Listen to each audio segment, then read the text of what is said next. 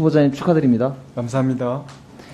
지금 국민들께서 굉장히 관심을 가지고 보고 계신데 이유가 뭐라고 생각하시는지 모르겠는데 지금 대통령이 연루가 된 거로 의혹을 가지고 있는 국민들이 있는 최혜병 사망 사건의 외압 사건 그리고 지금 김건희 여사와 관련되어 있는 각종 사건들을 수사하고 있는 공수처 그 오랫동안 공석으로 있던 공수처장이 새로 온다고 하니까 국민들께서 과연 저 수사를 제대로 지휘할 수 있는 사람이냐 아니냐 이걸 이제 굉장히 관심 있어 하는데 잘 알고 계시죠?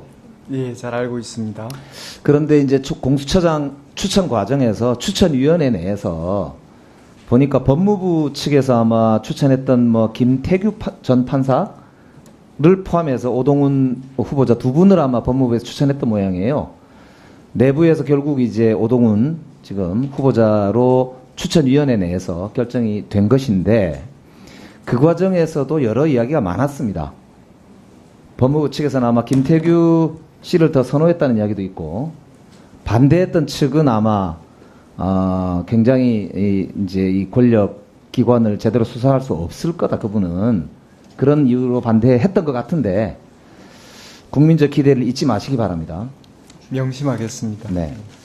자 그러면 이제 이 최혜병 사건의 핵심이 뭐냐면은 이런 거예요.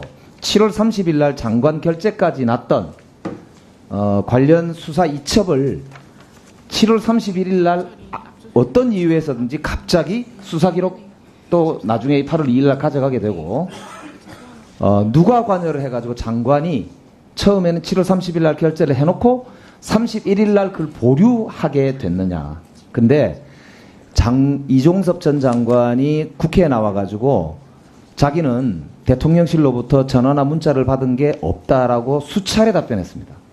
그런데 그 통화 정황이 이 전 장관의 통화 기록에서 확인이 됐다라고 하는 보도가 나오고 있어요. 공수처 수사 과정에서 이게 확인이 됐다 이렇게 나온단 말입니다.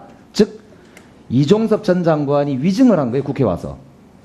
지금 공수처 가서 무슨 진술할지 모르겠는데 위증을 했단 말이에요. 그리고 그 통화 기록에 용산 대통령실 전화번호가 있다. 그 이제 보도가 있었거든요.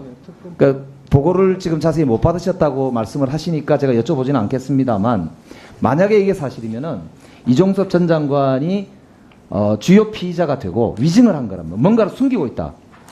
대통령실에서 도대체 누구하고 통화를 했느냐. 장관하고 바로 통화할 수 있는 사람이 몇 사람 안 됩니다. 저도 청와대 근무를 했습니다만 그래서 이게 지금 대통령 아니냐. 대통령이 경로하셔서 전화한 거 아니냐라는 의혹이 있는 겁니다. 두 번째로 유재현 법무관리관도 이시원 공직기강 비서관과 8월 2일 날 통화를 했다라는 보도가 있습니다. 근데 유재현 법무관리관이 국회에 나와서 수차례 자기는 통화한 적도 없고 이 군 검찰이 알아서 회수 지시를 한 거다 이렇게 주장을 해왔는데 이게 거짓말이라는 이제 지금 이게 확인이 되고 있는 상황이에요. 이게 수사를 통해서 확정이 돼야 될 텐데 문제는 그런데 제가 여쭤보고 싶은 거는 이렇게 주요 피의자가 국방부 장관, 국방부 법무관리관인데 대통령도만 수사 대상이 될 수 있습니다만 문제는 현재 공수처법상 공수처법 제3조 1항 2호에 보면 앞에 고위공직자의 수사 대상은 대통령과 국방부 장관과 유재현 법무관리관이 포함이 되지만 기소 대상에는 대통령, 장관 그리고 유재현 법무관리관은 제외됩니다. 맞죠? 네, 알고 계시죠? 알고 있습니다. 그죠? 예. 즉 공수처가 이 사람들을 아무리 수사해봤자 기소를 못한다는 이야기예요. 법상. 따라서 이 사건의 전체 핵심 몸통인 국방부 장관을 둘러싸고 있는 국방부 장관에게 통화를 통해서 부당한 지시를 한 사람이 누구냐, 통화 당사자가 누구냐라는 것과 국방부 장관이 누구와 공모를 해가지고 무슨 일을 했는지를 밝히더라도 그 수사 결과에 따라서는 공수처가 공소유지, 즉 공소제기, 기소를 못한다는 거예요. 벌을 못 준다는 거죠. 그걸 검찰이 하게 돼 있단 말입니다. 지금 검찰은 공수처 수사 결과를 지켜보자는 말만 반복하고 있고 대통령실도 공수처 결과, 수사 결과가 안 나왔는데 왜 자꾸 특검을 주장하느냐라고 버티고 있습니다. 그래서 공수처장한테 묻습니다. 잘 수사를 하시더라도 기소를 못합니다. 그러면 공수처 수사가 사실상 필요 없다. 특검 수사를 하는 게 옳지 않느냐라고는 국민적 의혹에 대해서는 공수처는 뭐라고 답하시겠습니까? 위원님께서 지적하셨듯이 지금 그 순직 해병 그 사망 사건 관련해 가지고 또 주요 피의자들에 대한 공수처의 그 기소권이 제한되어 있다는 위원님의 말씀에 대해서는 동의를 합니다. 그렇지만 제가 지금 공직 후보로 나선 마당에 제대로 수사하시겠죠? 그 부분에 관해서 그러니까 제대로 수사하실 거죠? 아까 말씀드렸듯이 자, 공수처가 여기까지. 아니, 시간이 법과 원칙에 없으니까. 따라서 수사할 네. 하는 것이 맞다고 생각합니다. 그래서요, 제가 그래서 말씀드리는 거, 공수처가 무용론, 공수처 필요 없다, 이런 이야기를 들으시지 않으려면은 일단은 수사를 확실하게 하셔야 돼요. 대통령, 법무부 장관, 유재원 법무관리관 뿐만 아니고 여기에 관련된 모든 사람에 대해서 일단 확실하게 수사를 하시고, 두 번째로 죄가 있으면 누구든지 간에 다 기소하시고, 기소를 못하는 대상이라고 법 때문에 기소가 법적으로 보장이 안 돼 있는 사람이라고 한다면 사실상 기소가 돼야 된다 라고 하는 것에 대해서 국민적으로 정확하게 제시를 하셔야 된다라는 거예요. 그렇지 않으면 공수처가 무슨 필요 있겠습니까? 그렇잖아요? 네. 공수처 필요 없다는 이야기가 당장 나오죠. 그리고 특검, 아니 특검이 왜 필요하냐고 했을 때 아까 말씀드리잖아요. 국민들이 볼 때 범인이라고 생각되는 사람에 대해서 기소권이 없는 수사기관의 수사 결과를 지켜보자는 주장은 수사하지 말자는 주장이잖아요.